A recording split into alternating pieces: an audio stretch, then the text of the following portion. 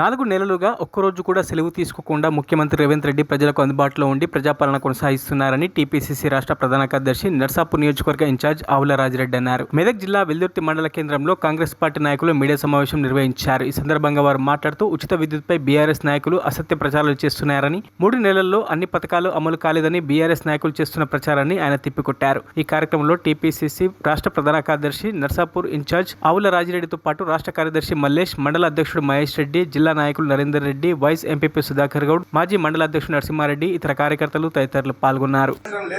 ఎన్నికలు వచ్చినాయి, మాట్లాడండి, ఒక సహేతుకమైన విమర్శ చేయండి, కానీ బురద జల్లే ప్రయత్నం చేయకండి.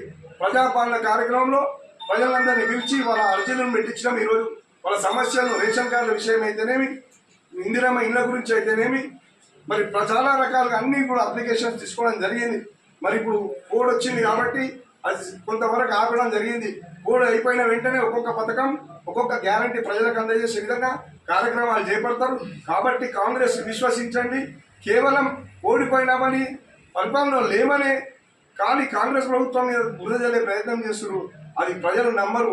ఖచ్చితంగా ఈసారి కూడా ఈ ఎన్నికల్లో కాంగ్రెస్ పక్షాన ప్రజలు నిలబడి ఇక్కడ అభ్యర్థిని, స్థానికమైన అభ్యర్థిని ఈయన మొదలు గెలిపిస్తారని మేమందరం ప్రగాఢంగా విశ్వసిస్తున్నాం. తప్పుడు ప్రచారాలు చేస్తుంది. ఈరోజు ప్రతి ఒక్క కరెంటు 2 నిమిషాలు పోవడం అనేది టెక్నికల్గా కూడా ట్రిప్ అవుతుంది. ప్రతిదాన్ని కూడా భూతత్వంలో చూపించి ప్రతిదాన్ని కూడా ఒక వైఫల్యంగా చూపించాలంటే ప్రజలు నమ్మరు. కొంచెం విమర్శ చేయడానికి కూడా ఒక ఆలోచన ఉండాలి. ఈరోజు 0 బిల్ వచ్చింది అనేది ప్రజలే చెప్తున్నారు. ఎవరు కట్టుమంటున్నారు? ఎక్కడ డిమాండ్ చేయించింది? ఇప్పుడు స్థానికంగా ఉన్నటువంటి మీ పత్రికా విలేకరులు ఉన్నారు, ఇక్కడ ప్రజలు ఉన్నారు. ఒక వ్యక్తి వచ్చి నాకు బిల్లు వచ్చింది, నన్ను డబ్బులు కట్టమని ఎవరన్నా చూపిస్తున్నా? ఆధారం ఉందా? ఆధారాలు లేని విమర్శలు చేయడం కరెక్ట్ కాదు. కాబట్టి ఒకసారి ఆలోచన చేయండి. రాజకీయ వ్యవస్థలో మీరు కూడా అందరూ కూడా, ఇక్కడ ఉన్న ఎమ్మెల్యే కూడా గత 20 ఏళ్ళ నుంచి రాజకీయాల్లో ఉన్నారు. గౌరవప్రదమైన విమర్శలు చేయండి. ముఖ్యమంత్రి గారు చాలా పారదర్శకంగా పరిపాలన చేస్తున్నారు. 24 గంటలు పరిపాలిస్తున్నాడు. తెలుసా మీకు?